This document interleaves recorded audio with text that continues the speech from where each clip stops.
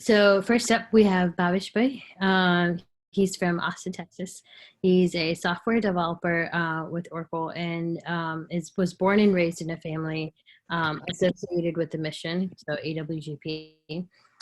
He's passionate about scientific spirituality, and he's interested in addressing how to address like emotional and mental well-being through spirituality. Next up, we have Nirpali Ben in New Jersey. She is a faculty member at Rutgers University and does research on plant diseases, and she also teaches undergraduate courses. She's been volunteering with the Gayatri Chaitanya Center since, the opening in 2009. And she's involved in a lot of different things in the community. So she does BSS, youth club, and she conducts yagyas and sanskars too. And then the third person we have for our panel today is Parag Bhai. So he works with Dell Technologies, consulting and things like that. And he's been introduced to AWGP and Shanti Kunj during his early school years in India. So he's been a volunteer since the 2000s, and he's been helping out with sort of site development, online streaming, youth camps on a yearly basis, as some of us know, and has recently gotten into volunteering with BSS. So those are our panels. And then, so we have a couple of questions for all of them. And so the first question, so we'll just kind of go down the list of Bhavish Bhai, Nirpali Ben, and Parag Bhai. And so the first question that I have for you is, what sort of drew you to the mission? What sort of drew you to Gayatri Parivar? Are we answering the series you mentioned? I go first. Yeah. I think I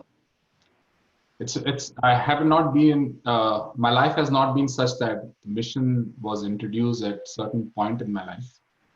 I was kind of raised into it, but that does not really mean a lot. It's just an introduction into my life to something called as Param Puja Gurudev or the mission. What drew me more into it was while my life was slowly growing up and taking its form, entering into different phases, you need somebody as a ideal or somebody who has solutions to deal with different practical aspects of life. I think mission for me was that something that addresses practicality of the world and yet can give you a way towards higher spiritual realms. That combination was the one that struck me. And there can be various aspects to it, but I think this is the only reason that kept me glued and well connected. Okay. So you sort of found like a guidance within the Parivar, and although it was something that, you grew up with, it was something you navigated on your own as you were growing up. Yes, you always navigate on your own. The foundations are always raised when you're growing up. You hear back from your parents. More than that, you see things around. But there comes a point in your life when you venture out on your own. Yeah. Because each one of us is born with a unique aspect. So you can no longer keep doing things what somebody is doing. We have our unique way of thinking, our unique sanskars that come along, and a unique thought process that gets developed as we grow up and the way we are exposed at the school, with the friends and the society. So balancing that out, and balancing is the wrong word, living it in a harmony was what mission taught me. Okay. Awesome. Thank you so much. What about you, Nirpali Ben? Anyways, first of all, I want to thank you guys for organizing this, especially because I saw some of the questions and it made me start to think about things, about how this mission has really changed me over the many years, and I'm quite old now. So it was nice to have that little time to think about, different things that have really mattered and how I can share it, I suppose. So that has been a good thing for me. But in terms of your question, so I was born in Zimbabwe, and my mom started doing Gayatri Yagya when I was 2. So I know, like in our family, like kind of like Bhavish, Yagya was done, and my mom taught us Gayatri Mantra, and there were books of Gurudevs, there were English books. I used to pick up stuff. I was inclined at that a younger age to, listen to Ramayana or watch those serials, TV serials. I was into all that stuff because I think I was searching for myself quite early on, because my life was, I couldn't connect with a lot of people at that point. I don't know. So I was always searching for something, and I always felt somebody's going to help me do that. But then when I was 12, so in 92, that time Dr. Saab and Rajkumar Bai and Shantla, they came for a tour. You know how they were going all over the world with Mataji's blessings to go spread the mission, and they came to Zimbabwe. And it so happened, because my mom was quite involved in the mission, in Zimbabwe, the Gaitapara in Zimbabwe, that they stayed at our house. And it was honestly in that moment that he sort of pulled me into this mission. He gave me that spiritual attention sort of that I needed, even though the visit was for 2 days. And ever since that moment, since I was 12 till now, I've never let him go. You know what I mean? Like, that has always been there. So I felt that, and I wasn't drawn to it, but it drew me. So I couldn't go. Since 12 years old, I'm not able to sort of run away from the mission if I wanted to, or walk away from it. It's just with me. And that has shaped every decision in my life. And I'll tell you more later about it. But that's sort of what it drew me to this mission. Yeah, it seems like the personal connection that you had with your mom and Dr. Saib when you saw him for the first time was a big part in your Yeah, that was awesome. Thanks.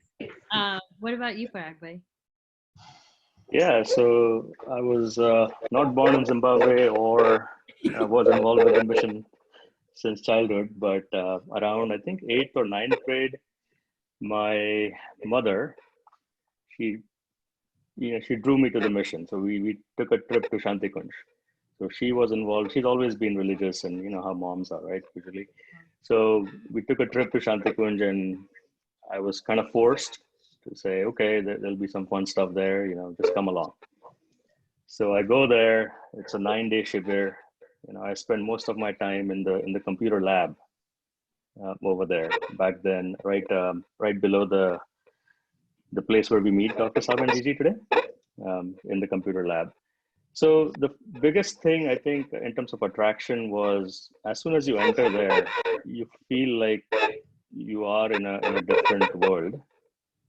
And that really, you felt like there was a connection. So you don't know what it is at that point, but it really drew me in. I'm getting a little echo. Are you guys hearing echo as well? Yeah, there's some background noise. If people want to mute out. No, let me mute. Okay, thank you. So the connection, just the environment, right? It's spiritually charged, as you guys know, but also the atmiyata, right? Everyone there, I met them for the first time. It was just so loving, and you felt like you belong there, right? And there was no stranger, so to speak. So that was really unique. And at that age, you're always curious, and I always questioned why things happen and who should our idol be, and like Bhavesh said, right? So there was always that question about, why does my mom spend hours sitting in front of idols and do puja? So trying to tie that scientifically.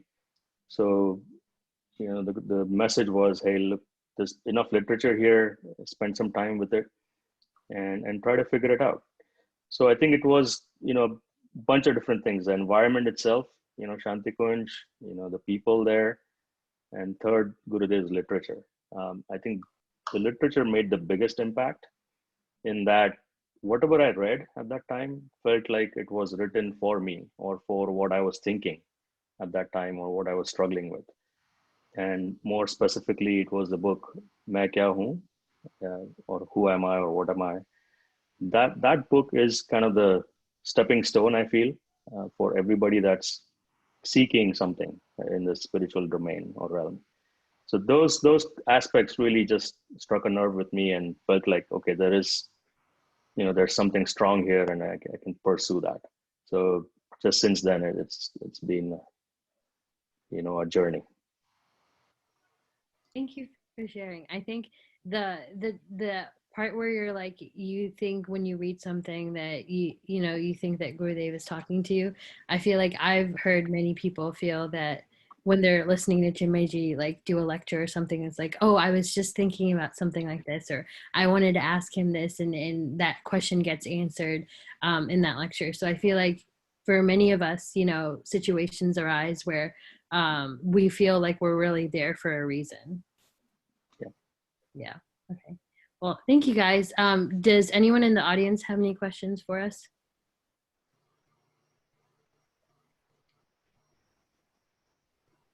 Okay, all good. We can move on to the next one. So have you seen the mission and its teachings really shape your daily life, right? So some of the things that you do on a day-to-day basis, how has that been shaped for you? I think I have a couple of points here. And this question is very interesting because it made me go back through last 34, 35 years of my life to see what happened when. And I have 5 points to share, like it's pretty straightforward. Okay. So I would start with my first phase of life, that is since I'm born until I'm in the 11th grade. And I think that's around 17 or 18 years of the lifespan from the birth. I lived in a good amount of adversities or limitations, I would say. So my house that I lived in a city, Mumbai in India, was 310 square feet. I don't know how can you envision it, but it's just a mere room and a kitchen. There's no separate bedroom. There is no dining room. There is no, the living room gets converted into bedroom. It is the guest room. It is the TV room. It is the study room. And if there are guests sitting in the living room, then you must take your books to the kitchen and study there. Yeah. So living in these circumstances, things felt very odd, like I'm odd man out. So how do I, how it was very tough for me to continue to be focused on academics that I wanted to achieve. Like that was my struggle because I lived on a ground floor, which is kind of first floor according to the American terminology. And then people play out like lavishly. Mm-hmm. And there's no sleep time and nothing like that. It's everyone is at the top of their sound. So you have to study in that, you have to play in that. When we talk today about getting a separate solitude for spiritual development or a quietness for doing a job, you have to do everything in that chaos. And there is no peace, there is no silence and nothing. I think in that circumstances, Gurudev was the light. I didn't care much about his spirituality or what his miraculous aspect is or what his Yug Nirman Yojana is. But stories from his life that living in adversities, living in minimum, with limited efforts, you can still achieve great things.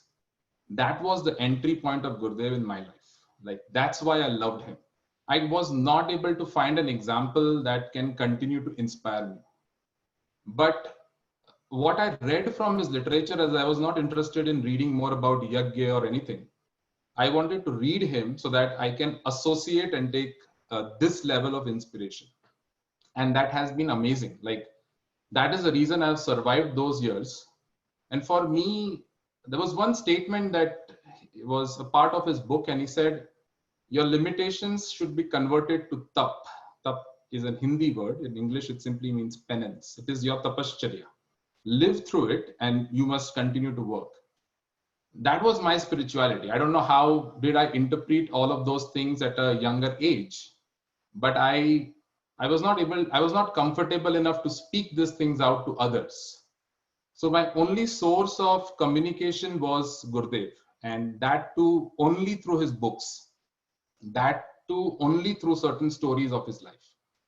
So that was the first phase of Gurudev, and it still continues to remain with me. Like in least, in minimum, with the limited resources, you should strive to be successful or strive to aim higher for it, and you can do it. I think then my life was much nicer post 11th grade. We had a separate room and all, whatever. But then my entry point or the twisting point was my coming to America. And that was 2008. And by that time, I had developed a lot of interest in Adhyatmikta, and I have been reading Gurdev a lot. But I had very less acceptance. And it might be very hard for somebody to understand it, but I would like to express what I mean by that.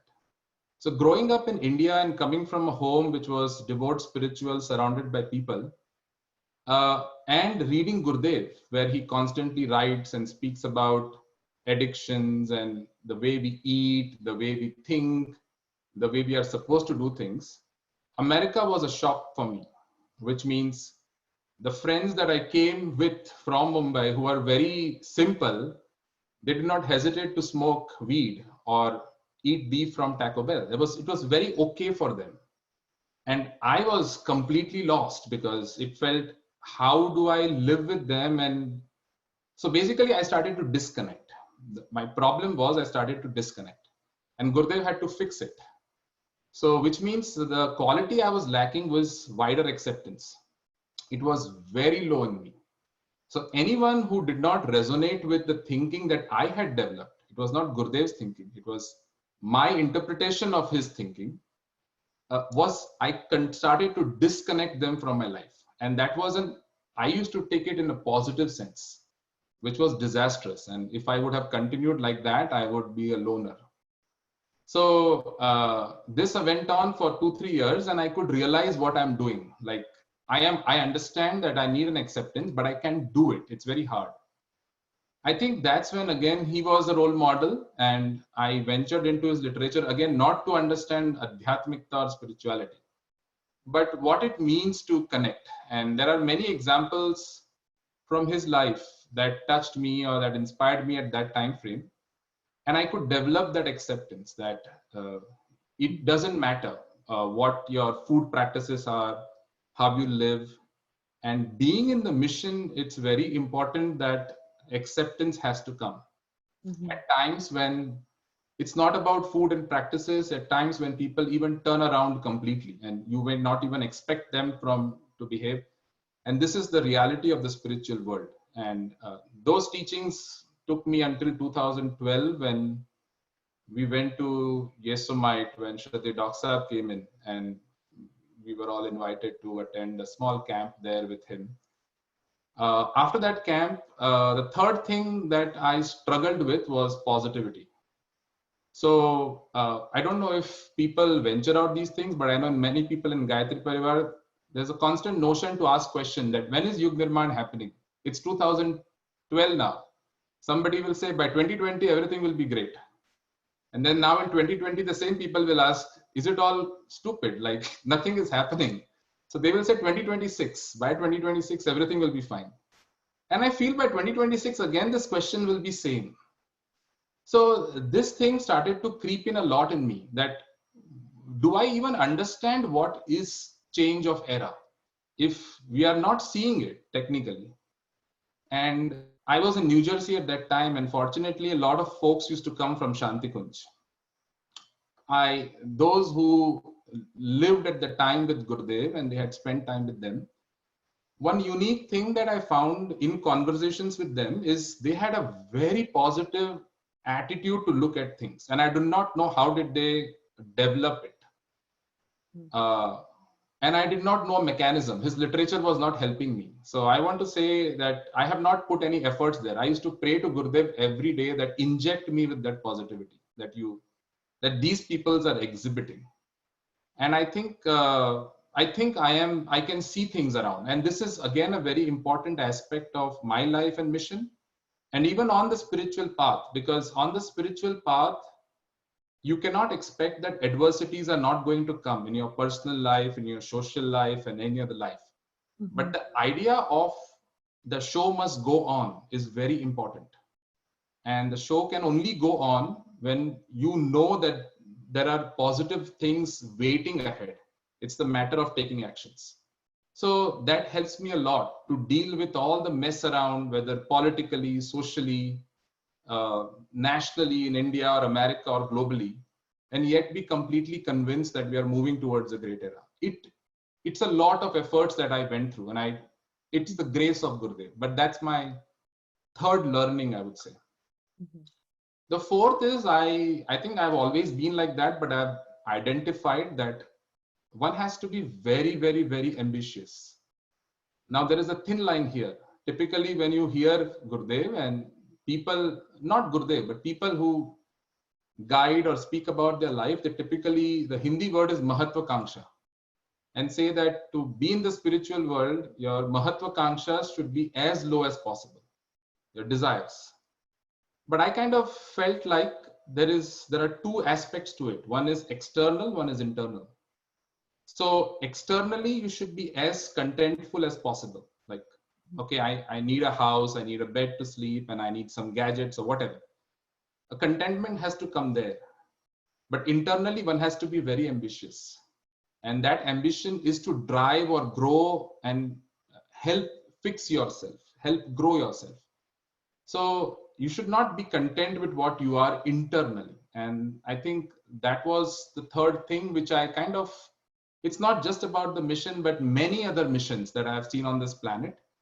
And the disciples, the direct disciples. And what I saw is that they were completely okay with what they had in their life, but they were striving every day and working very hard. So one has to work extremely hard and be very ambitious. And I think I did carry it, because of which I see myself where I am today. It's not like a day's work. You have to work every day, juggling with tons of things, and yet aiming, working, fixing. And I have had a lot of problems. By problems, I mean my negative aspects, and you have to continue to develop it, and it doesn't go away. It continues to remain forever. That was my fourth thing. And the last thing that I think I've come to a point to understand, and this is the greatness of Gurudev as well, is one has to be very unique in their life. Don't imitate anyone. And each one of us, and I think this is one of the quote of Gurudev, that every human being is exceptionally created on this planet. Like, it's very uniquely created. And one has to understand that importance. So I have learned it, and I'm slowly developing it, that imitating is very harmful. And you have to be as unique as possible. Once you are unique, you can exhibit the talent, what you are blessed with, and you can then best contribute for the purpose you are on the planet. Everybody are in the same zone of purpose, but your uniqueness makes it special. So, and there can be many other tons of things, but I think these 5 things are the most important aspect. That the first one is adversities and converting into tap, a wider acceptance, the positive outlook, being ambitious within, and be unique. So this is what my life is, if it has to be from mission.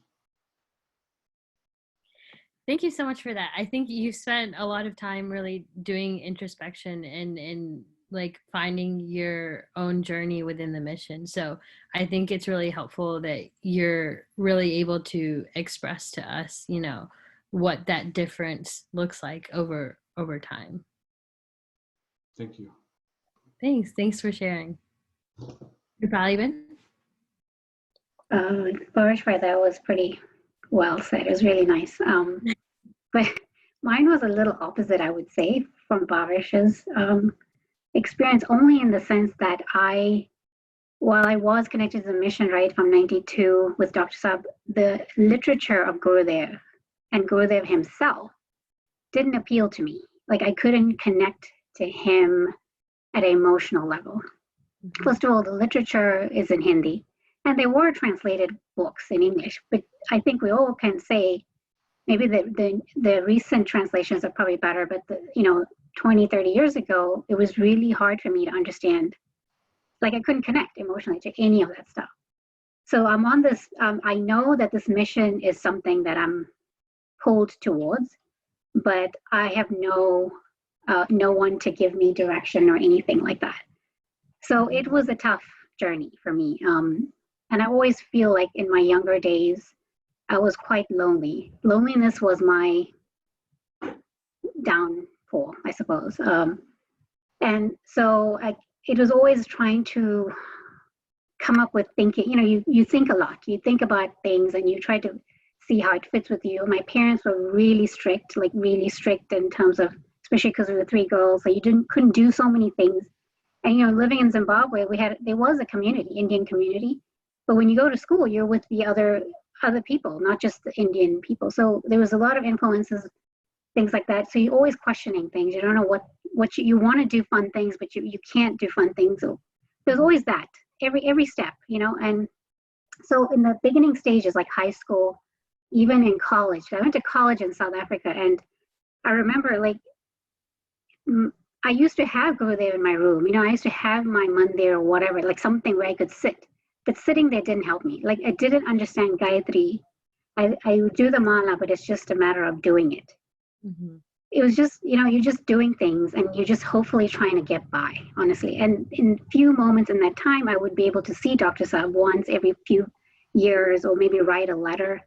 Because in those days, the email wasn't too much as well, and he wouldn't respond. So it was really limited. Like somebody must have been guiding me, but I can't put it in words to say, this is how I did it or I fixed it. I don't think I fixed anything.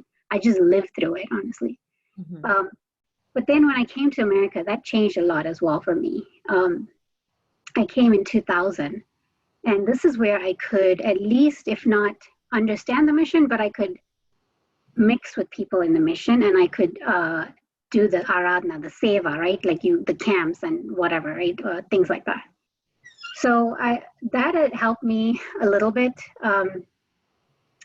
But in that, I also felt disconnect, because until you learn Gurudev, until you can understand his words in an emotional level, you don't understand this mission very well. But I always knew I wanted to be in this mission. So any decision I made coming here, so for example, my career, okay, my career that I decided, okay, I'm going to do a PhD, and this Dr. Saab did help me do, he says you're going to need this. Maybe you're not going to need the actual work that you're doing, but believe it or not, the title, you're going to need it at some point for whatever reason. He didn't share. So I said, fine, we'll do the PhD. And even when I was trying to, then it's time to get married, even the person that I married, I kept in mind the mission. Even after marriage and having a child, the decision to have one child was also keeping in mind the mission. Everything, those life moments that are supposed to be personal and between you and your spouse or whatever, the mission was always there, like as a third wheel. I know that sounds bad, but that's what it was. Like, and I realized when I was trying to answer this question for you, that everything that I did was for this mission. And I can't say that, how do I express it? I don't regret it, if I should say that. Because there's one thing, just by watching Dr. Saab and watching Chinmay, it's like, we have so many lives. We've come onto this earth so many times. Isn't it okay if we give one life to God? Isn't it okay that, okay, I don't have to have, get married and have the joy and things like that. The things that normal people can do. It's okay. Why don't you live for him in this life? Because for some reason, I can't let it go. I cannot let it go. So all these things have helped me, or shaped me rather, or who I am. And at the end, I can say, because of all those, is that I find that the true, how we say Gayatri Parivar, like the word Parivar is family, right? But I realized that truly this mission is part of my family, because it's like, at this point in my life, it's like a second child that I have, or when I was young, before marriage, it's like this presence, maybe your mother or father. It's always something that's very close to family. So I understand now a little better that the word or the term Gayatri Parivar, you really have to incorporate it in your life if you want to understand what it means. It's not just that, everyone's one family and, you don't feel it. Like, you really have to feel that these are my own. Yeah. To the point where sometimes I feel like I will sacrifice something from my extended family for this mission. because it's the mission now. I look at it as my second child. And I would, for my child, I would have to sacrifice going to a wedding of my cousin or something like that, an example, right? So everything has shaped the way I now live my life. And I think I'm at peace with it now, because now over the past few years, very recently, I'm able to connect to Gurudev a little more and understand the value of this mission very personally, very internally. Before, when I came here and I was doing camps, it was just about camps and, you know, I have to do this, we have to schedule it and we have to prepare it, and then Dr. Sub schedule, you know, like the things that you have to do. And I never connected that to who I am. And so now that moment, those years are gone for me, I feel like. And now I'm trying to connect to who I am. So I feel my spiritual growth is happening more now because I'm able to do that. So I think those great ones like you guys, if you can do both together, work for the mission and then also make sure you know who you are, that's amazing. I think that would be something that's great and you can get a lot done. But for me, it wasn't. It was sequential. I had to learn it that way, but that's how it is. So that's really, I mean, I don't know about daily things, but this is overall of who I am today. How did that happen to me today? So that's sort of what I wanted to share with that part. Yeah. Thank you. Do you, I guess like a follow-up is that, you know, you were, you felt disconnected. You weren't getting the things that you wanted or expected, maybe out of maybe doing jap or mala or, you know, participating in the normal sadhana at a younger age, but you still felt this force of making decisions around the parivar. You know, how did that work for you? So I don't know. That's what I'm saying. I don't think there's something. It's just you can't move away. You can't. Like I couldn't. If the decision came that I should, you know, I got married. Like I could have married anyone in this world. Okay, not anyone, but you know what I mean. Like I could have married, but I had to marry someone who happens to live in New Jersey, who happens to live 5 minutes away from the center. Like I can't even get away from the center. Like it's like that. Like there's so many times I wanted to move from New Jersey, you know, like and just go away, but it just doesn't work out. Yeah. And so I think here the pull was too strong. Maybe, I don't know, maybe I honestly feel that I am not, in my younger days, I didn't know who I was. I didn't know, but I do know now that I'm born for this mission. That's why I'm okay to give this life to the mission. Okay. But Gurudev wasn't going to allow me to not do it, basically. And I can't tell you what it is. I don't know. You know, doing sadhana when I was young, I remember one thing, like my mom used to force us to do it. Like you have to do 3 malas. So it was, you know, you don't even know how to do it. Like meditate on the rising sun, and no one taught us that. Yeah. But we used to do it. And then at some point I used to sit there and tell, you know, whoever, like we had like Krishna and Ram, we had everyone in the mandir. And I remember clearly that one time I said, I'm not doing Gayatri Mantra. Like I'm going to start Hare Krishna from tomorrow. Like I'm going to start that. And I did it for a week. And that was the week before that Dr. Sab came to my house. And I remember, like, I feel like everything just happened. And if he didn't come to my house, I would have gone in a different direction because I couldn't connect. I couldn't. And he came in and he just, at the age of 12, he just blew me away. I don't know why also. He just like, you know how it's the energy maybe? And you just, and you know this person and you know they're your own, but you're so young, you don't even know what it is. And you wish you could spend every moment next to him like that. That's what he did. So then he left and I was like, okay, I got to figure out this guy. Obviously I have to stay in Gayatri Parva. I'm not going to change to Hare Krishna or whatever, like things like that. But I still couldn't do perfectly the Gayatri. Only I'm telling you now, I would say the past 2 years is I'm able to do some good sadhana that I feel, okay, some level of absorption is happening. But only now, and you know, I'm 42, so it takes a while. I think it takes a while. And I think it's a lot of like sanskars that you have to get rid of and old habits and then truly telling yourself that this is, do you want this? What do you want? Like, what do you want out of life? something like that. Yeah. It seems the best answer is that things sort of just fall into place and you just don't really Yeah. have a control of it. Yeah. Yeah. Well, thank you so much. You're welcome. Parag Bhai? Sure. Yeah, this is a great question. You know, a lot of introspection happened as a result of this. And I think back and it's like, okay, there's so many changes, like Bhavesh said, right? I grew up in Mumbai as well, and I saw my parents basically just making the ends meet, right? I mean, we didn't have any lavish upbringing by any means, but you know, we were happy. And I saw my parents work really hard towards that.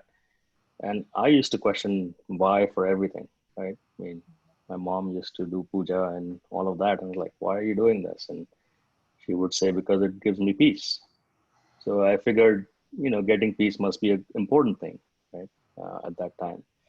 And then the other important thing my parents taught me was that you have to learn your duty. And even today, they will say, it's our duty. That's why we're doing it. You know, some of the things don't make sense, even today, as to why they do it. So the word duty kind of just stuck. And then growing up, you know, I used to read literature, right? So there was famous books about, you know, Shivaji and, you know, Karn. And these are some very good novels in Marathi on those two, you know, great characters. And it was all about duty in that. You know, you take Shivaji Maharaj as an example. You know, he did whatever he did because it was his duty or his guru told him to do that. That was the need of the time. Similarly, Karn did whatever he did. So that always kind of stuck in my head. And I would ask, okay, what is my duty for whatever I'm doing? So, you know, I was a lazy kid. You know, I just wanted to play and, you know, not study. And then my parents were like, okay, if you just do that, how are you going to settle down or stand up on your own feet, right? So you had to study and just do the bare minimum. So again, it was like study was a duty at that time. And then you kind of transitioned into engineering school and, you know, finding a job or coming here to the US. So coming to the US, obviously that was a huge moment personally, because until then I had always lived with my parents and with my family at home. So when I came here, it was just like, okay, you're pretty much on your own. You got to find your feet and, you know, your beliefs, and you got to decide what your routine needs to be. And, you know, there is all this uncertainty and differences around you, and you need something to anchor you down. And I felt like the mission and Gayatri Parivar was that. And a couple of things that really helped me, you know, just not worry, right? Because when you're worrying, you can't be productive or, you know, fruitful in whatever you're pursuing. So the biggest thing for me was that, hey, there is a supreme that I firmly believe in, right? You call it whatever name, but I had that firm belief that there is a superpower or supreme energy that is looking after me, or I'm connected to it. So that kind of helped. And, you know, all these things are trickled in the literature. So I can't point to a particular incident as such, but few things that really stuck with me. And even today, you know, they really helped me. One is the firm belief. Second is, you know, what they talk about is your each day being your own, you know, new life. So, you know, you're born, that's your life, and you go to sleep. You don't know, there's no guarantee that you'll wake up tomorrow. So in the mission, as you guys know, it's Atma Bodh and Tattva Bodh Sadhana. So I try and remember that, you know, and that puts things in perspective quite a bit in terms of not worrying about things, right? To me, it's like, okay, let me get the worries out of the way, and then I can focus on what I need to do, because I can't multitask. So that helps me, you know, remember that. Then, as Bhavesh and Rupali said, you know, to see around you and see the differences in opinions, or, you know, the conflicts all around us. How does that fit into the principle that mission talks about, or, you know, Hindu Dharma has talked about, right? Vasudhaiva Kutumbakam. So the world is our family. So we see commonality, and, you know, it's okay to have differences. You have to learn to be tolerant. I think growing up in Mumbai, it just happened, right? You always accepted your neighbor who was, completely different, not even Hindu, but it didn't matter, right? You're just looking at them as a human. So that principle was kind of solidified. And even here, where you see such a stark difference in philosophy or beliefs, it helps me see everybody as a family. So if they have a difference in opinion or a behavior, I'm able to see that as, okay, that's just a behavior, right? Because of certain beliefs. It doesn't make them a good or bad person necessarily. So that Vasudhaiva Kutumbakam was a big one. I firmly believe in that. And as life progressed, right, you go through your education and you get a job, and there was a crash during the 2000 year dot-com bubble burst. So you struggle, but you know that it'll work out, right? So the mission taught me that, hey, you continue doing your duty, it'll work out. And, what you need, the environment or the universe will give you. The big transition was, when you settle down, you get married and you have kids. And I would say more than finding the life partner, it's the kids that's a trigger point. And you really, it hits you in your face. It's like, okay, what are you going to teach your kids? And it's so easy to give them instructions. I'm guilty of doing that even today, but it forces you to look inside and really transform yourself and lead by example, because they are absorbing every single instance, every single action, reaction, emotion that you display, right? Knowingly or unknowingly. So really forced me to look inside and on a daily basis. And we struggle with that, but that's part of the evolution, if I will. So the emphasis is on self-transformation more than anything else before you try even go change anybody. So these are, core principles of the mission. I feel like Gurudev keeps reminding us of these, in his own way, right? Sometimes it's a lecture on YouTube. Sometimes it's a Khanjoti article that comes up, or you just have a conversation with somebody. So, somebody in Shantikunj had mentioned is that once you take Diksha from Gurudev Mataji, they will always be there for you. And they will remind you what your duty is and what you need to be doing. And if you don't understand lovingly, then, dande se maar padegi, right? Like you'll get poked or you get hit by a stick to remind you. So meaning it could be a harsh circumstances or harsh way to remind you of what your goals and duties need to be. So I feel like Gurudev Mataji are always there, and you have to be cognizant of that they are taking care of things, and you got to do what they are out to do. So you have to carve out time for others as well. So sorry, it's a long-winded answer, but a lot of different factors that kind of play in a day. Yeah, you felt like the things that you learned within the mission is something that really reflected within your life, and you sort of really took it upon yourself to practice that on a daily basis. Yeah, and it's not easy, right? I mean, you do some of it.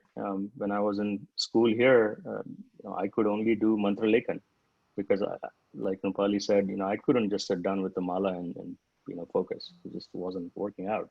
So I used to just do mantra lekhan for the longest time, and that was fine. And then I kind of moved into meditation, other things. It appealed, right? So at different phases, different things appeal to you. But like Bhavesh said, you can't give up. You just have to constantly be on the lookout for what needs to be done, and the force will kind of tell you. Absolutely. Okay.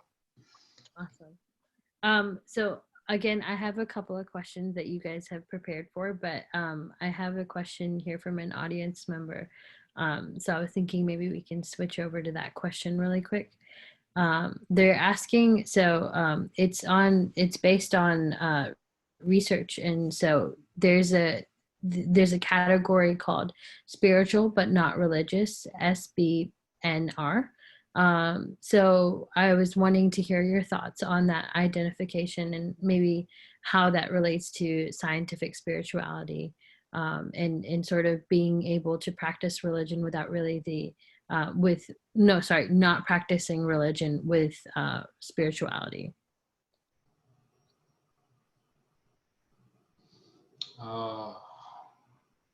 I think these words are they keep getting coined again and again every decade, and they have new meanings as the world advances. I can just tell you what I understand out of these things. I have personally not paid too much attention to what is spirituality or what is religion. Okay. There are definitions out there where people put ritualistic approach into religion and non-ritualistic approach or internal development into spirituality. But I think for me, it is all about the right word is adhyatma, not these English words. And I don't know if there's a better translation, but it simply means adhyayan of the atma, adhyatma. Reading your own self or finding your own self and syncing with your own self. And that has been everything for me. So if I have to do yagya or if I have to sprinkle water on me for 10 times to find that, I'm okay. And then if I don't have to do it and if I have to just watch a flame for an hour, I'm okay. That's why I don't know if I'm the right person, but these things are not creating a conflict within me. Because I can't able to understand what does mean by being this and not being that. For me, it's adhyatma. It's about finding myself.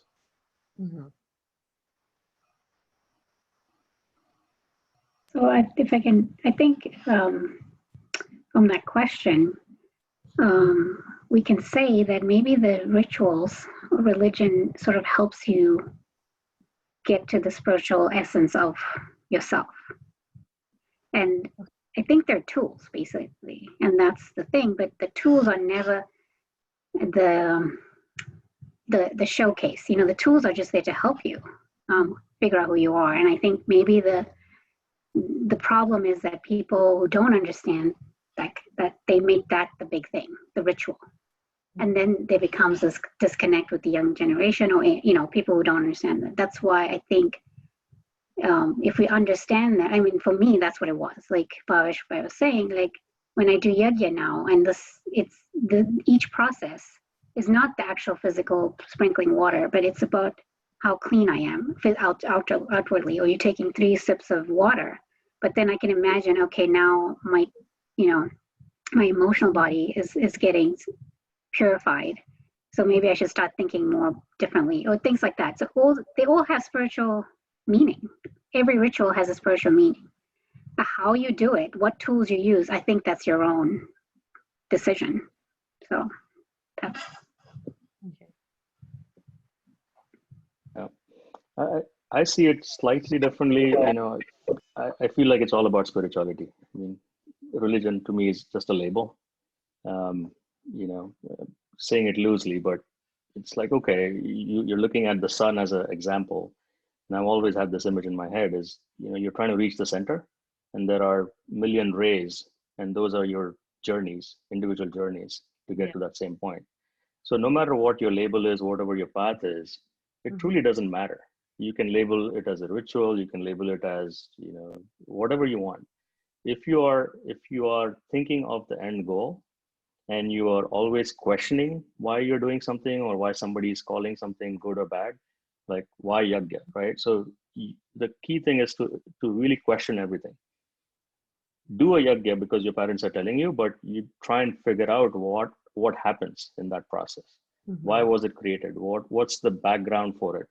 And sometimes the answer is in the social context of the time when these things originated, right? So you have to understand and relate and correlate whether it makes sense in today's day and age. And there's no wrong or right? And every day you learn different meanings. So as long as you're progressing and questioning, I think you're going to grow, and that's what eventually matters. Yeah, I think essentially what all of you are saying is that, if we have a circle and in the middle is enlightenment, we're all sort of using different techniques to get into that circle. For many of us, that is Gayatri Parivar. And, the more that we're engaged with it, the more that we're, inching our ways to the middle. And there's obviously different sects, different religions that will let other people to always reach that position as well. So, Yeah, great answers. Thank you guys. Asta, I'll say one more thing to that is these are labels, right? I mean, we created these labels. So you don't want to worry too much about being judged or, get into the trap of judging anybody else either. Yeah. It's your own journey. Mm-hmm. You do what is right for you. Yeah, absolutely.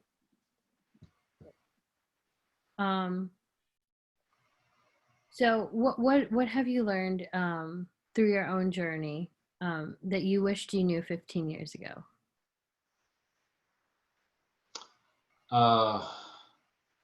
Take decisions according to dharma. Okay. And don't carry a guilt of it. I think this is my learning. Mm-hmm. I don't know if I have time to support it with an example, but spirituality sometimes, or adhyatmic life is sometimes coined with many preconditions. You have to be very simple. You must not have gadgets. A lot of people suffer through these things. Like they can't envision a spiritual guru if he has a gadget. If he has, they can't accept it. It is a limitation. Mm-hmm. Because they believe that he must only wear one dhoti and one kurta, and if he has two, then there is a problem. And that's why in Bhagavad Gita, Krishna gives a classic example of karma yoga as no sadhu and sannyasi. He says it's only King Janak. So what we have to understand is King Janak is living in a huge kingdom with lot of wealth and all the luxuries. He will always have servants, he will have cooks and everything. You cannot judge him by saying since he has all of this, he's not spiritual. What is more important is whether in spite of having all of this, can he keep himself detached? And there is a word given to him, it's called videha. He's detached of everything, yet he lives in it. And I think this is classic spirituality. So don't hesitate if you have a good phone.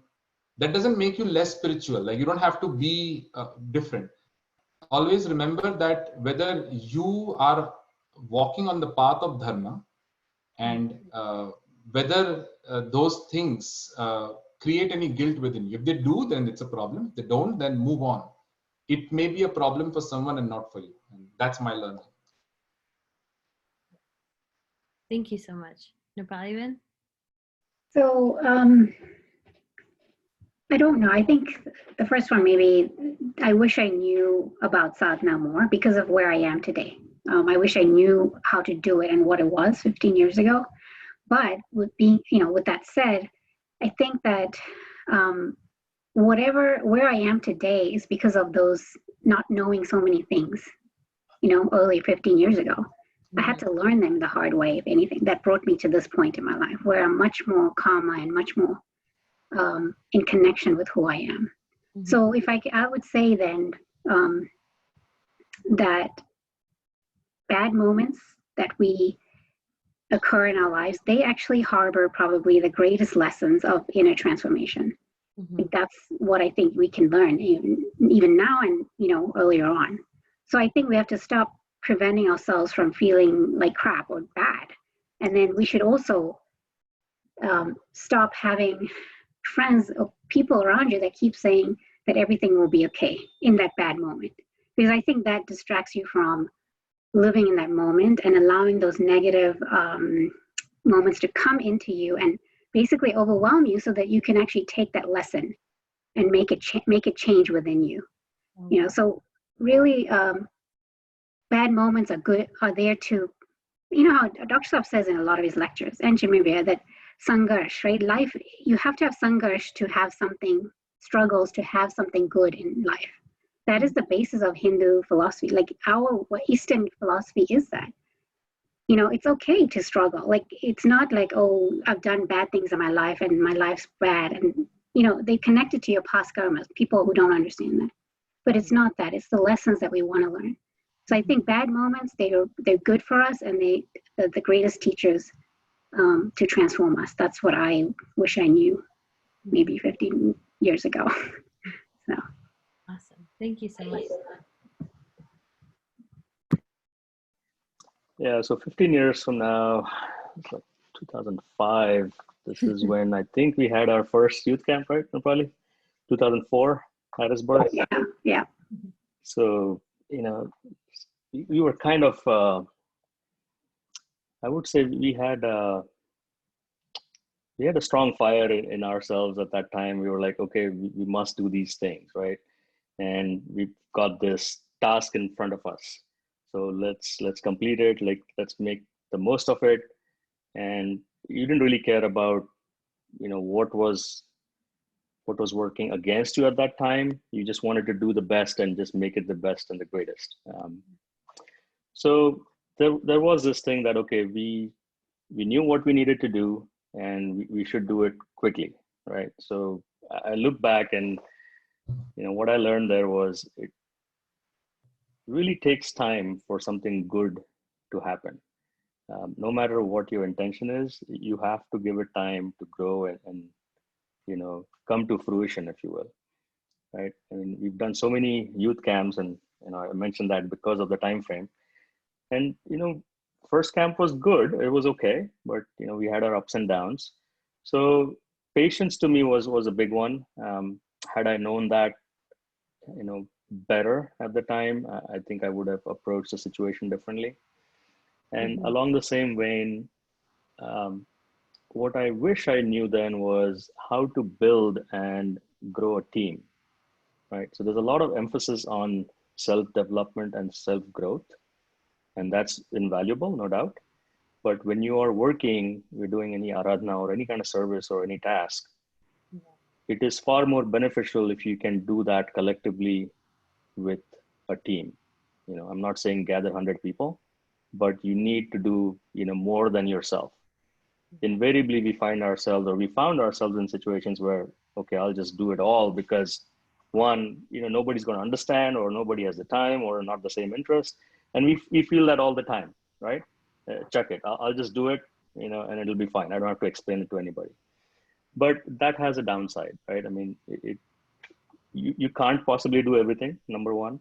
And second, that is your opportunity to connect with the family, right? The extended family, and let let yourself trust people that, okay, even if they don't do it the way you want it, it is okay, right? Even if they do it the 70-80% up to the mark, that is still beneficial for them and you collectively, and then they can go and further take on the responsibility. So personally, to me, it was always about, you know, how do we walk together. Seen that on numerous incidents, you know, when we were creating the website, you know, awgp.org didn't exist, you know, and we were all brainstorming what's the best way to do it. And, you know, we were working with people in Shantikunj, working with people in IT all over the world. And it was a lesson that, you know, we have to walk together. That is more important than the task itself. So otherwise your ego gets in the way. So, you know, you see that in the work culture and work experiences, you know, success goes as a team, no matter how great you are individually. So it's always a conflicting one because we talk about self-growth and, you know, everything around yourself and focus inside. But to achieve anything in a service or in a community setting, you have to learn to, you know, be tolerant or collaborate better. So if I had done that better, I feel like we could have achieved a lot more, Mhm. you know, 15 years ago. Yeah, those are tough lessons to take in maybe 15 years ago, but I'm glad that there's some growth in in, in your ideas and thoughts.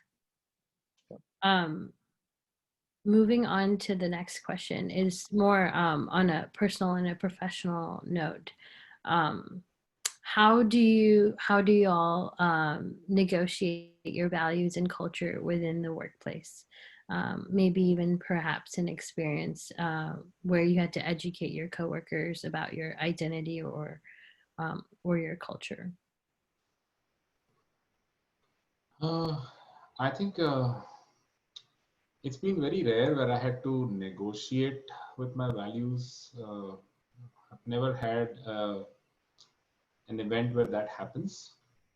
Probably because I don't socialize a lot with my colleagues, maybe at that level that you have to come to a point where you negotiate or you have to work things around. I believe it happens when you do it at that level. But for me, it is about being very comfortable with who I am and what I believe in. And I have never tried to convince someone that what I'm doing is the best or the worst thing. Like, I have never brought myself into that type of conversation. Yeah. So for me, a very basic example is going on a team lunch, and people have tons of curiosity. Like, okay, I'm vegetarian, then why am I not taking a glass of beer? Like, why this and why that? And not everything has answers, not because there are no logical answers to it, but you must also have logical people to listen to it. So you cannot just give a very great answer, but if the person listening to it, if he has not been exposed to that ideas or ideologies, it's not relevant. So for me, it has been very comfortable with who I am and sticking to what I believe in. And few classic examples is working up in the tech industry. The companies have a lot of politics internally as well. Annual raises, promotions, and a lot of things are driven as many people go out of the way. They are hanging around with their managers with a happy hour on Friday. And the more happy hours you attend, your better chances of being in the good books. And a lot of politics like that. I think for me, it was very okay. Like, if I don't get a raise or if I don't get a promotion by doing those things. So for me, it was not about negotiating it with a colleague at work, but it was all about with myself. And I think I'm very comfortable with what I am and what I can achieve with what I am, and that makes it very easier. Yeah, I think being confident in the differences you might have with your peers is one that I've had to learn hard growing up, but it gets so much easier once you're there, because there's no sort of argument or discussion about validating your own experience. It's that this is who I am, these are my choices, and that's just a part of me. I don't have to explain that to you. So thank you so much. Nirpali, Ben, what about you? So I think for me, being in academics, not corporate, it has been quite, I didn't have to negotiate like Baj. I didn't have to negotiate any of my values. And I find also I'm in the plant biology department, so there's very few Indians that do that kind of research or in that field. So obviously the people that I talk to are non-Indians. And then there might be a couple, but I find in general that it's easy to talk about my values and my culture to non-Indians, because there's not this like trying to defend myself situation. Okay, if I talk to an Indian person that doesn't do the same thing as me, I find it a little difficult.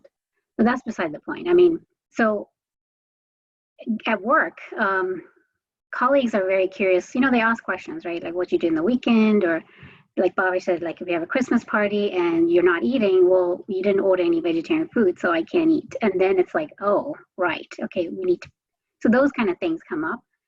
There's a funny one example. I remember I was talking to my colleague, and he was actually frustrated because in the back of his yard he had a hazelnut tree, and he was saying, "Man, I have so many hazelnuts and I can't even get one because the squirrels eat everything." And so I kind of just looked at him. I was like, "Well, the squirrel, that's its natural environment. Like that's its home. We're the ones who have invaded it. They eat nuts, and this is their home. So it's really we need to allow that squirrel to eat everything at once." And he kind of looked at me like, surprisingly. And then I brought in the concept a little bit about Vasudeva Kutumbakam, like how the whole world is our family, like even the animals. And then we talked about the cows and, like the Goshala, or, sometimes they ask you like, what did you do this weekend? And every weekend I say, I go to the center, to do BSS, or, they want to know these things. And then little things of who I am. So now my relationship at work is very different. Like it's like another home for me, because I felt like I could express who I am and really be who I am. I don't have to be two different people when I'm at home and when I'm at work. And that has that reduces so much stress and weight on yourself. So I think being in this field is really interesting. Yeah. And I tried to also explain to them that, I always remember Swami Vivekananda's like saying that, he says the Western they live for Bhog. I don't know if you guys know the word Bhog in Hindi, which I think means pleasures that come from your senses.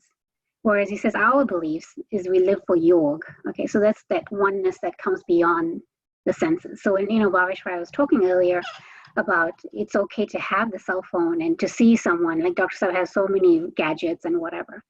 And, we think that's Bhog and why he shouldn't be having it that. But the thing is, he doesn't use it so that he gets happiness out of his senses. You know what I mean? Like he uses it to get his work done. And I think that's the difference between our beliefs and the Western philosophy of living life. And so those are the things when I say things that I'm doing this instead of, enjoying my life or, relaxing at home, that I'm going to the center, then they understand it a little, like this is who we are. And I think that's, if we can get that in our lives, I think that would be nice, especially living in this country. And I know it's very difficult because Minish works, in corporate, and I know that he doesn't go to so many social events, but they drink and they eat meat, and he doesn't do all that stuff. So he does feel a little awkward, and he, if you can't express it in a way that they can understand, it's weird. It's not something. So I think we have to learn that if we want to have a good relationship at work and at home. So those are just a few examples. Sorry. Yeah. I think part of it's the environment and really deciding to pick your battles, right? So yeah, if you're with colleagues that understand you and want to know more, that the discussion is able to be had. But if not, then it's really not worth picking battles for. Yeah. Yeah, that was a good example. I like that, Bhog and Yog. So I think, in terms of workplace, it's more of your choices because you're the one that's getting into that system, if you will, right? You're the ones that want a job, and you have to understand the dynamics of the workplace. What works. There are some rules in that workplace. How do you get promoted? How do you get attention? How do you market yourself? Mm-hmm. A lot of these things are contrary to our belief and our culture, right? You're not self-promoting. You're not taught to self-promote. Yeah. And you see people get ahead of you, and they're doing not too much work but a lot of talking, right? Or they can present well, or they pay more attention to their grooming, or they can do better PowerPoint than you are, or they can tell a story better than you are, right? Mm-hmm.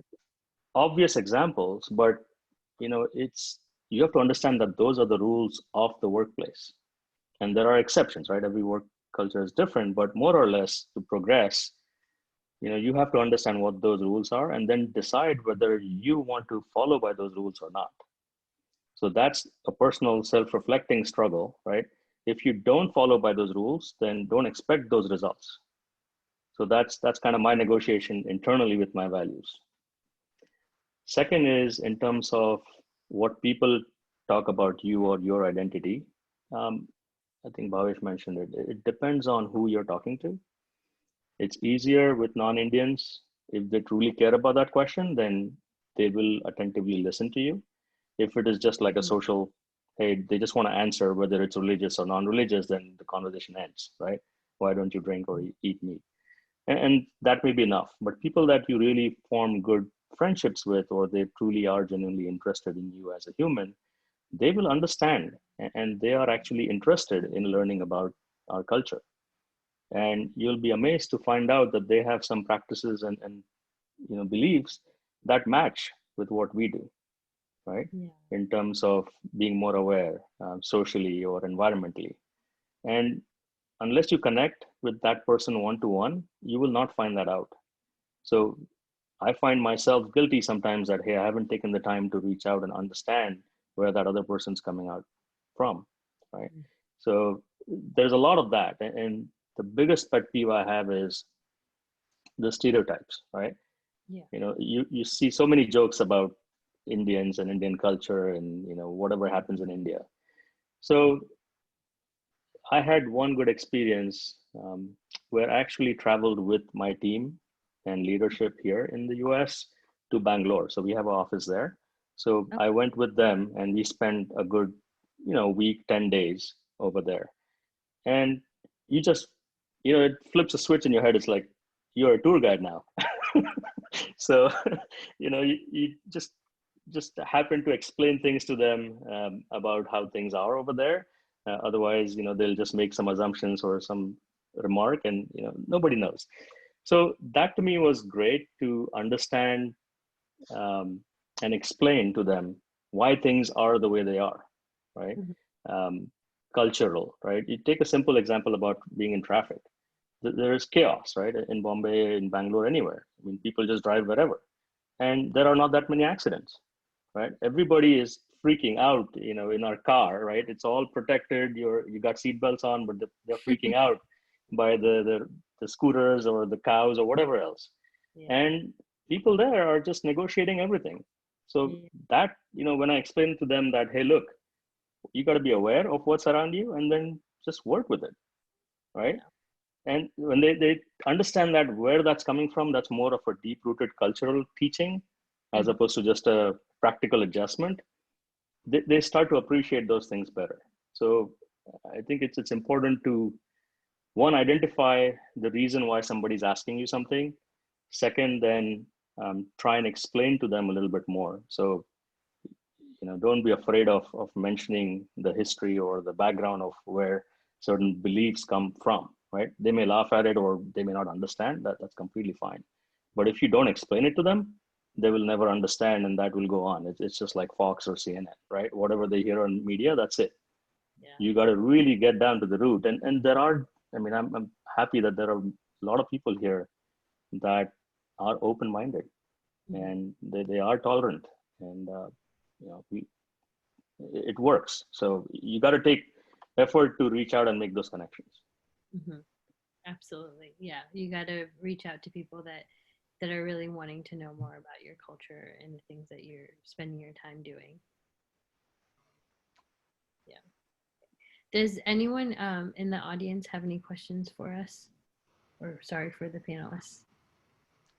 Yeah, I can ask a question. I think it was something that we've been talking on, lightly, but on some of our other calls and stuff. So, I think it was the question about like finding a partner. I think in terms of, did you ever find it to be a burden? Because I think a lot of people, even on this call, like either have a partner or they're looking at some point in some capacity. I don't just mean in the sense of like getting married with someone, but like, did you ever find that to be a burden? Because sometimes it's hard to like imagine like all the stuff that we've been talking about, like now to explain that to someone else, like it's very difficult. And it's also convenient to find someone else who's of a similar mindset. But like, I think that was one of the questions that we had. Like, so how did you go about that, or was that a burden, or because then you almost always sometimes also feel that like you're going to impose on it if they're not from the same sort of mindset. Like, how did you guys go about that?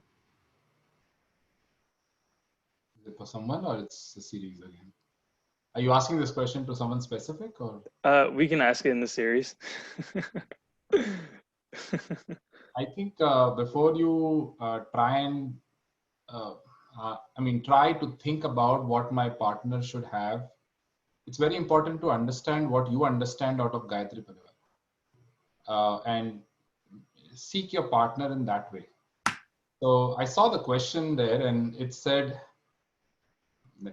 what advice would you give to youth who are thinking of settling down with someone from a different sect or religion? So the question itself means that we're looking at Gayatri Parivar as another sect or a type of religion. And that's why there is a conflict with what if somebody is a different sect or religion. So I don't say there is a very straightforward method to understand mission. It's very complicated, and more complicated is to understand the personality of Gurudev. He constantly evolves and explains to us who he is, and then we find the 10 years back, it was so different for us. Okay. So I will just share my journey. For me, by the time I was in the phase that I had to find a partner, and I can't lie because my partner is sitting in. But This call is being recorded. for me, Gurdev was a Masiha of transformation. And I was exposed to the Gayatri Parivar in the West and the East, and then fortunate enough to even see things with Simon and his center in Vermont. It was all happening in the same phase. Mm-hmm. And all of these things and my personal journey came to a conclusion that for me, Gayatri Parivar was more of like a transformational movement. Mm-hmm. And when I started to look at mission that way, what was more important for me is to have a spouse who has that attitude of transformation. That is there anything that we can contribute to make things better? And that was enough for me. Mm-hmm. So I didn't, you go through a lot of struggles because at that point of time, when you are thinking like this, you may not be sure that this is the right approach. But I personally did not really bother or care that the man has or the girl has to be from Gayatri Parivar, or Mm-hmm. she has to know, the partner has to know Gurdev. Mm-hmm. What mattered to me more was whether the attitude of transformation and accepting that idea and having that passion in any aspect, and let's say sustainability while growing own vegetables, to women, issues of women, to child, to de-addiction, and through environmental consciousness, anything that anybody who had inclination towards these aspects, I found in her a good partner.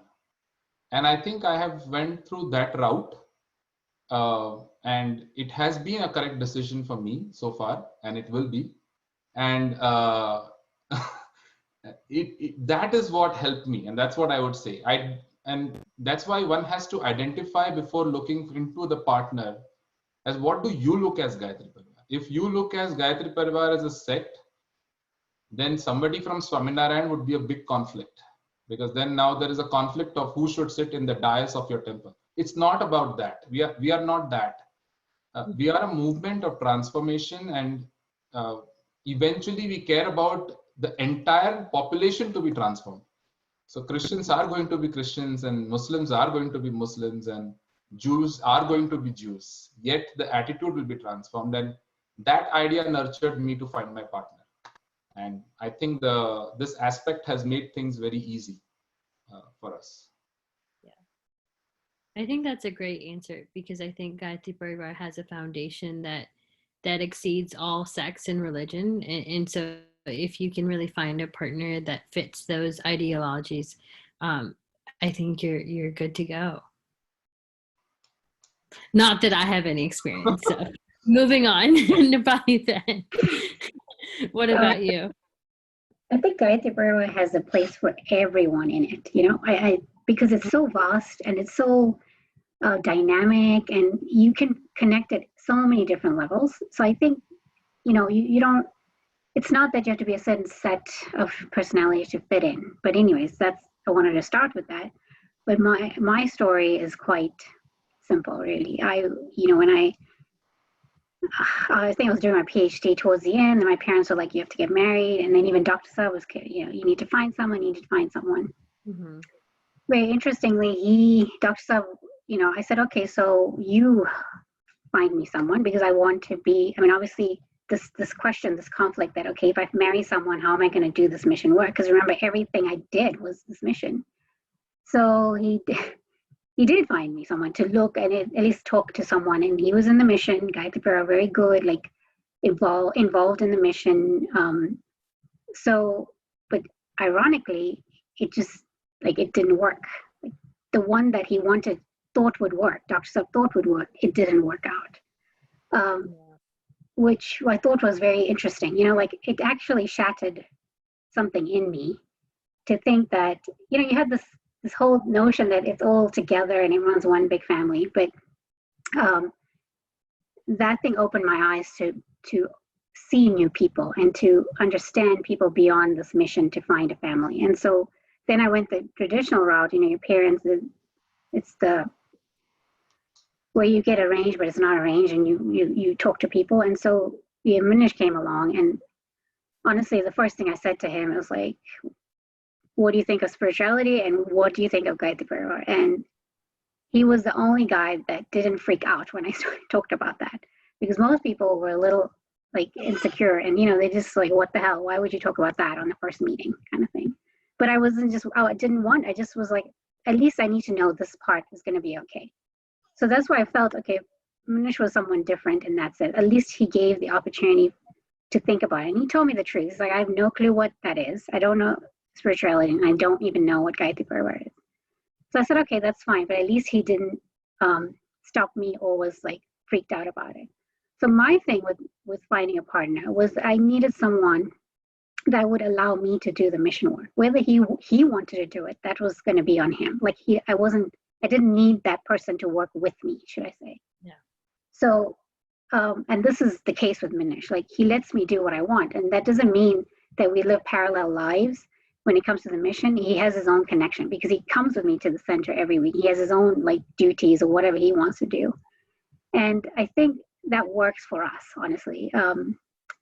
And I was asking him today morning, I said, this is one question the kids are asking, that what would you know, right, 15 years ago? And I said, well, how would you answer that question? And he's like, well, I wish I knew what spirituality was. And, Gayatri Parivar 15 years ago, I'd be a different person. So I think that it's really who you are and what you want out of your life and your partner. And I honestly believe you can marry someone from another religion and still be true to this mission, because it's so inviting, it's so open. It doesn't have borders. And I think the true definition of the mission is just that. So that's my experience. Awesome. Thank you for sharing. Yeah, so my wife Lagja, she didn't know about Gayatri Parivar when I met her. She's from Mumbai, but she's a Gujarati Jain, and I'm Maharashtrian. So it was different, a lot of different ways, but we had some commonalities, right? I mean, being from Bombay itself was like, okay, fine, someone understands how I think a little bit. We had a common interest in everything. When it came to spirituality and other things, it was just about, what do you value as for growth, personal growth? How do you approach it? And, what do you do on a daily basis? Things like that. So that was a discussion. And it's all about, for her, it was all about love and compassion. And I'm here completely logical. I can't, figure all that out, right? I'm like, okay, X, Y, Z, move on to whatever. And, I appreciated that fact, that, okay, Jainism itself has, principles that are appealing to us, are common, it's all the same. So you have to be clear, like Bhavesh said, about, your own identity first, what you're looking for in a partner. In the first place, I would question why you're marrying, right? For the longest time, I didn't want to get married. And I told my parents, it's like, look, I've seen you and other relatives get so stressed about marriage. It's like, okay, you have to find somebody and, get them settled down. I'm like, don't worry about it. I'll find somebody and then, I'll talk to you, right? So it started there. I mean, Gayatri Parivar and the values were all imbibed, but I didn't have to necessarily explain Gayatri Parivar. That wasn't really a, obstacle or anything. But you value those attributes more than anything more aspirational, right, in your partner. In a youth camp, I had a couple of teenagers, I wouldn't say teenagers, maybe 20s. These two girls, they asked that question as, hey, I'm dating somebody outside of, they were dating an American, right? And they were like, what are your thoughts about this, X, Y, Z? And we talked about the same topic. And so this comes up every time, right? It's a very common question, at this age. And we had a fair discussion, and it's like, if you value the person, if you believe in their, their core values, then it honestly doesn't matter. It's just another label. Like I mentioned earlier, people are fond of labels and judgments. Just, you got to look past that. And, there are going to be practical challenges, right? How do you adjust with the family? How do you teach them about what you practice, or how do you fit into their practices? Those things are relatively minor, but at the end of the day, when you grow up and when you grow old, it's the two of you, right? Where is that connection, right? And what is that based on? So if you are clear about that, or sort of clear, right? And nobody's 100% clear. If you get to that commonality, I think you'll be fine. So there is no hard or fast rule in terms of, marry within the sect or religion or culture. The other thing I've learned over the years is you can't expect them to change based on your belief. So if they're following something else, right, it's fine, right? It's as long as it's not wrong by your definition, right? It doesn't have to match it. Mm-hmm. If they just practice it in a different way, that's completely fine. Back to my circle or the sun diagram. It doesn't matter. You can't enforce it. So you have to be completely okay within you to accept that, right? Because they will also expect or have some expectations like that. So it's a give and take. So it's a compromise. And, you go back and think about how our parents got married. They knew nothing about each other, right? And they're successful, and here we are. So it's a constant struggle. So, don't overthink it, just trust your intuition, right? Inside you will know whether this person is the right person or not. I used to joke about it as, the bell would ring. And, I met several people, my parents had me meet complete strangers and some family friends, whatever. And I told them, no, this one, the bell didn't ring. So just go with your intuition. Don't worry too much about it. Yeah. Awesome. Thank you guys so much for sharing. I think some of us might be looking, some of us might be settling down, but it's always good to hear from those who've have gotten married and what your experiences have been with your partner.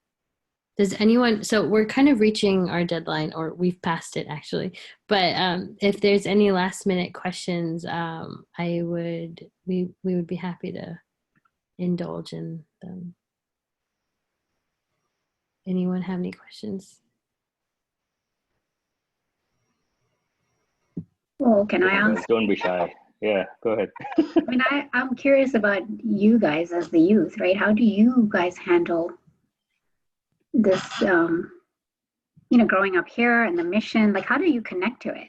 And why do you want to be in the mission? Why do you want to serve it? Or what's the connection? I mean, the long answer or the short answer? Well, from you, Rohan, I want to know. Okay. That's funny.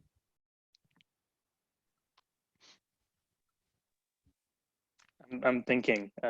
It's a hard question to answer. And we know one answer. It's the parents. But aside from that. No, so that's actually really interesting you say that, because it's actually such a coincidence, because my parents and I kind of got involved together. So it was never, for me, it was never like, oh, my parents were involved and then like it was forced upon me.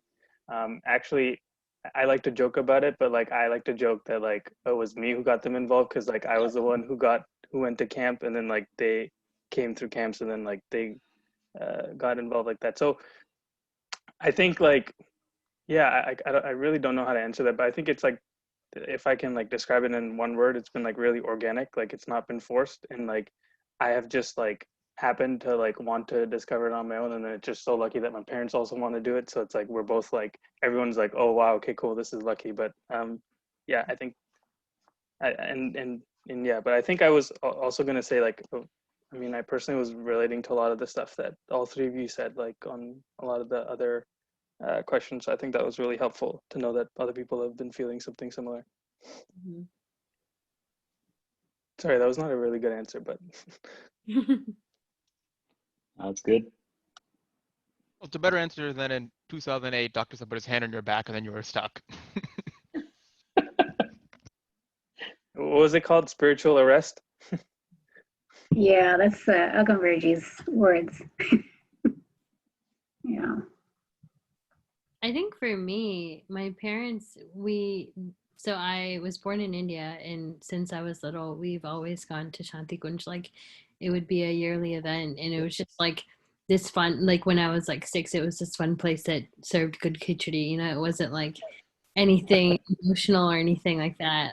It was just, we would play on the steps of some of the buildings, and that's like the fondest memories I had when I was younger. But now it's something that's, I think I've kept up with it because it's just been so important in my life. Like when I was younger, I was very timid and shy and didn't have a lot of friends and was really, I had a hard time like sort of being myself at school when everyone sort of was just white, right? So they didn't really understand me. And maybe someone like some of you guys might feel this way, but when I was younger, I wasn't really allowed to hang out with my white friends outside of school because it was like my parents didn't know them, they didn't have time to meet them, so it was just, it wouldn't work out. And so within a couple months that friendship would just, you know, die off because I couldn't hang out with them. But it's a lot easier when your friends are your cousins or through youth camp. So when I started going to camp is when I really started becoming myself and was more outgoing, had more friends, and that really just opened me up. And so I've kept that going in hopes of making that the experience for younger youth, you know, for future generations. So, yeah. I think I personally also agree with Asta. Like that social aspect of meeting more young people like you is very, very enticing, especially when you're like 13 years old and you're like, oh, I'm the only white kid in class, I'm the only brown kid in class, and like no one understands my culture, like my tendency to do Bollywood dancing for talent shows and stuff like that. Like it was easier to connect with people at yoga camp. And I think that one thing I really appreciate about Gayatri Parivar is like the acceptance that we all talked about. It's like you guys will accept everyone from whatever their personality is, whatever their career aspirations are. There's no like real like restrictions like, oh, you can't marry a white person, you can't do this, you can't, like it's very open and accepting, which a lot of other organizations, I would say, I don't get the same vibe from. That and I guess it's just so universal. I find it. There's not like, oh, you have to practice this way or you do this and that's the only way you can be a part of this. If you don't come here at this time for this meeting, that's it. It's done. No more. Like, cool. Don't show up for a year, 2 years, but as long as you're doing whatever you think is right, go ahead and come back. And because ultimately, I think that's all. We all want to be just better people. So that's why it's like it attracts me to it, I guess, because we're all wanting to do that same thing. So do you guys like, do you have this connection with Gurudev? Like, do you know what I mean? Like, do you have that? I don't know. Do you know? I don't know if you know what I'm asking. Like, I know we believe him and we know he did great things, and you know, but do you have an emotional connection to him at this point in your life and at this point in your mission work? Again, long answer or short answer? Oh my God. Oh,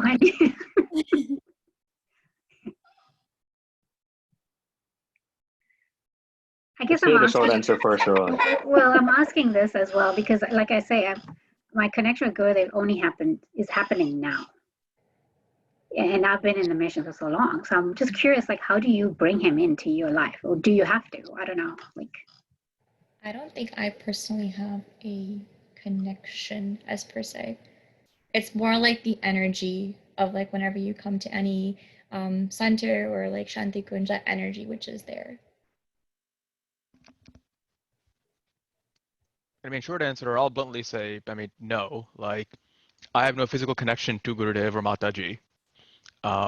But you still are connected to the values he taught, the stories of him, and his disciples. For me, in my case, being Dr. Saib, for some here, maybe Chinmayji or other senior members.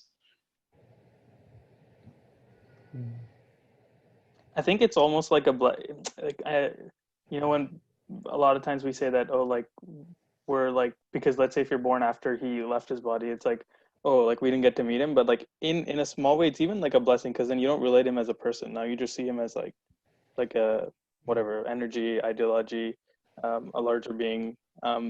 So I think it's like that, and I mean, and I think it's like a wavering feeling depending. I think it depends on you. I think he's always there. It's just how ready you are to accept that he's there or not. So like I know, like when I was younger, like if you do something that you're not too proud of, then you know you almost feel like, oh, okay, I don't feel as close to him, or like it looks like, oh, like someone's upset at you, but that's really you doing that to yourself. I think if you want, then the person is always there.